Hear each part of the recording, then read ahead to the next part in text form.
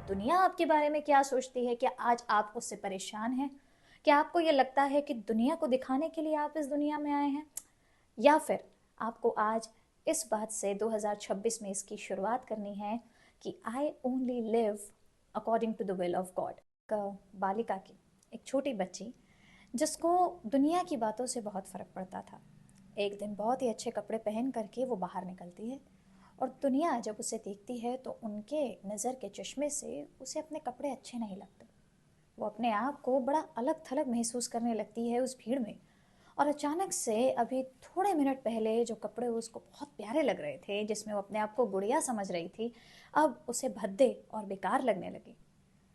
उदास होकर के वापस घर चली गई और वहाँ जाने के बाद अपनी माँ से उसने कहा कि मुझे ये कपड़े नहीं पहनने, आप इन्हें चेंज कर दो। बाहर देखो लोगों ने कितने अच्छे कपड़े पहने हैं, मैं इन कपड़ों को नहीं पहनूंगी, मुझे नए कपड़े चाहिए, मुझे दूसरे कपड़े चाहिए। ऐसे करके उसने अपनी परेशानी और अपनी व्यथा और खुद का वो टूटा हुआ बिखरा हुआ स्वभाव अपनी माँ को दिखाया। उसकी माँ ने उससे एक चीज़ कही कि बेटा, ऐसे बनो कि दुनिया तुम्हारे बारे में क्या सोचती है तुम्हें फ़र्क ना पड़े।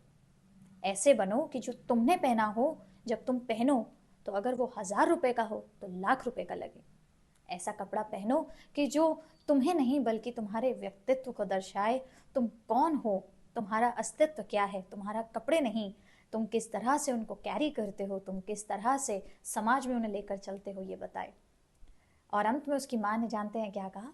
उन्होंने कहा कि कई बार हमें हमेशा उन चीज़ों की वैल्यू करनी चाहिए जो परमेश्वर ने हमें दी हैं। हो सकता है कि वो हमारे अकॉर्डिंग या दुनिया के जजमेंट के अकॉर्डिंग उतनी काबिल ना हो, उतनी मूल्यवान ना हो, लेकिन जो परमेश्वर ने दिया है वो जानता है कि हमें कब, कहाँ, कैसे और कितना देना चाहिए। इसीलिए उसके शुक्रिया अदा करो और जो उसने तुम्हें दिया है उसमें खुश रहो, क्योंकि तुम सच में इसमें प्यारी लगती हो। अब फ़र्क नहीं पड़ता कि दुनिया तुम्हें किस चश्मे से देखती है, तुम परमेश्वर के चश्मे से अपने आप को देखो। ये सुनकर बच्ची दोबारा खुश होती है, वापस जाती है और इस बार जिन निगाहों ने उसे जज किया था उन निगाहों से निगाहें मिला करके जानते हैं क्या कहती है? ये वो कपड़े हैं जो मेरे माँ बाप यीशु मसीह की वजह से मेरे लिए लेकर आए हैं। और उस स्वभाव की वजह से वो बच्ची कभी भी शर्मिंदा नहीं होती, क्योंकि उसे पता था कि अब जो उसके पास है वो परमेश्वर की ओर से है, जो उसके माता पिता ने उसे उपलब्ध कराया है। वो उसके लिए शुक्रगुजार थी। दर्शकों, आपका हार्दिक स्वागत है। इस कहानी के द्वारा हम एक बार फिर से डेबरा डॉटर ऑफ गॉड में आपका परमेश्वर में अभिनंदन करते हैं। जानते हैं वो बच्ची कौन थी? वो बच्ची मैं हूँ। ये लेसन, ये शिक्षा मुझे आज से कई साल पहले सन 2005 में मेरी मम्मी के द्वारा मिली थी। और मुझे लगा कि आज के शीर्षक पे सबसे पहले हमें इसी पे बात करनी चाहिए, क्योंकि आज मैं एक ऐसी बात पर आप सबके साथ में चंद मिनट में कुछ शेयर करना चाहूँगी, कुछ साझा करूँगी, जो आज इस समाज की एक बहुत बड़ी प्रॉब्लम है, बहुत बड़ी व्यथा बन चुकी है। और वो है, हमें लोगों के जजमेंट से बहुत फ़र्क पड़ता है। हम कई बार बोलते हैं, I don't like to be judged, I don't care who is judging me, मुझे फ़र्क नहीं पड़ता कौन मुझे जज कर रहा है। लेकिन जानते हैं, असलियत ये है कि हमें फ़र्क पड़ता है कि कौन हमें जज कर रहा है। अगर नहीं पड़ता होता तो हम उसके बारे में बात ही क्यों करते?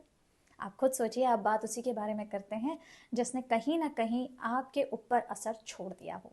और ये आजकल बहुत ही नॉर्मल है।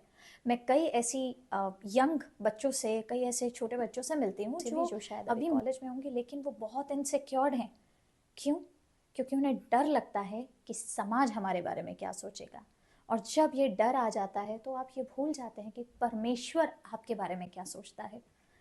कई बारी समाज हमारे और परमेश्वर के बीच में आकर के खड़ा हो जाता है और हमें लगता है कि ओके, मुझे पहले इस समाज को कन्विंस करना पड़ेगा, तब मैं परमेश्वर के लायक बनूंगी। और ये सबसे बड़ी गलती है। कई बारी हम एक ऐसे सर्कल को चुन लेते हैं जो समाज में सो कॉल्ड बहुत ही डिग्निफाइड सर्कल कहलाता है, लेकिन वो सर्कल सही नहीं होता है, क्योंकि परमेश्वर की ओर से नहीं होता है। परमेश्वर का वचन कहता है कि ठट्टा करने वालों की मंडली में मत बैठना। हम उन लोगों के साथ में अपने आप को रख देते हैं, क्योंकि हमें समाज को खुश करना होता है ताकि कोई हमें जज ना कर ले। कई ऐसे युवाओं को मैंने देखा है, अल्कोहल कंज्यूम करने के लिए रेडी हो जाते हैं, स्मोक करने के लिए रेडी हो जाते हैं, क्योंकि उन्हें लगता है कि समाज हमें कूल समझेगा। समाज आपको कूल नहीं समझता, वो आपको फूल समझता है। फूल, वो फूल नहीं जो आप बाजार में देखते हैं। वो फूल जिसे बेवकूफ़ बनाया जा सकता है, जिसे अपने सांचे में ढाला जा सकता है।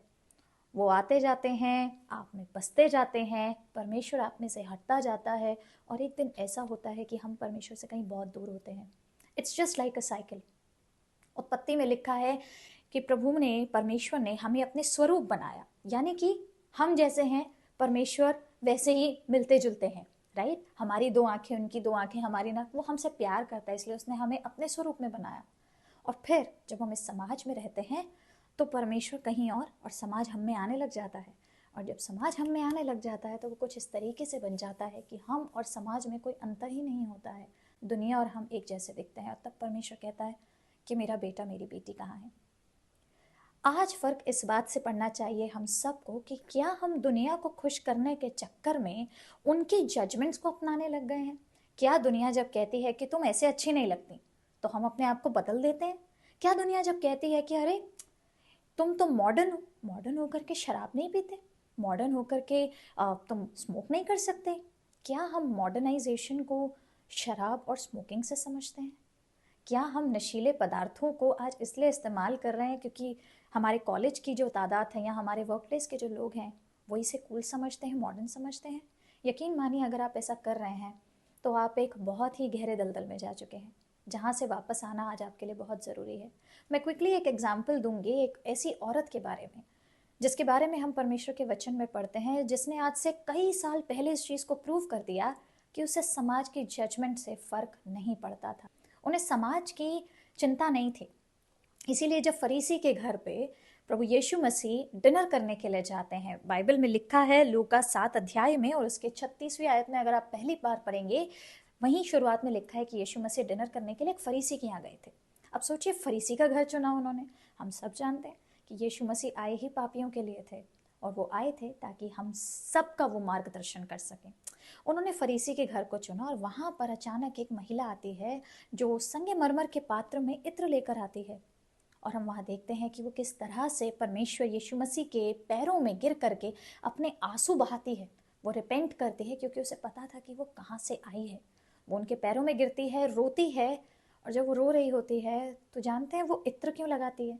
कई बारी हम इस बात को भूल ही जाते हैं कि अगर किसी का एक आंसू या एक पसीने की बूंद भी हम पर गिरे, हम कितने इरिटेट से हो जाते हैं ना। हमें अचानक, हम रन करते हैं, कई बारी जब रनर्स एक दूसरे के गले लगते हैं, स्वेट होता है, हमें बहुत बुरा सा लगता है, अनकंफर्टेबल लगता है। आप सोच के देखिए, यीशु मसीह के पैरों में गिर करके अपने आंसुओं को बहा रही थी। यीशु मसीह को उससे घिन नहीं आई, यीशु मसीह को अनकंफर्टेबल नहीं हुआ। और उसके बाद उसने अपने बालों से उसके पैरों को पोंछा, उसे वो इज्जत दी, क्योंकि एक औरत की इज्जत उसके बाल होते हैं।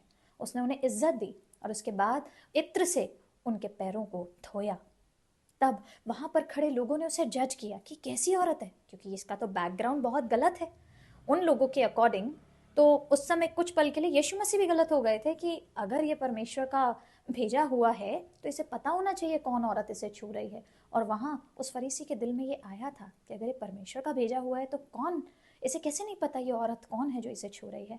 तब परमेश्वर ने शमौन से कहा कि शमौन, तू किसके गुनाह माफ़ करेगा, उसके जिसके ज़्यादा हैं या उसके जिसके कम हैं।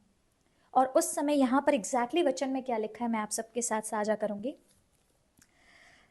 तब यीशु मसीह ने कहा, हे शमौन, मुझे तुझसे कुछ कहना है। किसी महाजन के 2 देनहार थे, एक 500 और दूसरा 50 दिनार का देनदार था। जब उनके पास पटाने यानी कि चुकाने को कुछ ना रहा तो उसने दोनों को क्षमा कर दिया, इसलिए उनमें से कौन उससे अधिक प्रेम रखेगा। शमौन ने उत्तर दिया, मेरी समझ में वो जिसका अधिक छोड़ दिया गया, माफ कर दिया गया। उसने उससे कहा, तूने ठीक विचार किया। और उस स्त्री की ओर फिरकर उसने शमौन से कहा, क्या तू इस स्त्री को देखता है। और तब परमेश्वर ने एक बहुत बढ़िया बात कही। तब उन्होंने कहा, मैं तेरे घर आया परंतु तूने मेरे पाँव धोने के लिए पानी ना दिया। इसने मेरे पाँव आंसुओं से भिगोए और अपने बालों से पोंछा। तूने मुझे ना चूमा, पर जब से मैं आया हूं तब से इसने मेरे पाँव को चूमना नहीं छोड़ा। तूने मेरे सिर पर तेल नहीं मला, पर इसने मेरे पाँव पर इत्र मला है। इसलिए मैं तुझसे कहता हूँ कि इसके पाप जो बहुत थे क्षमा हुए, क्योंकि इसने बहुत प्रेम किया। पर जिसका थोड़ा क्षमा हुआ है वह थोड़ा प्रेम करता है। आप सोच के देखिए, क्या उस लेडी को जजमेंट का ख्याल नहीं आया?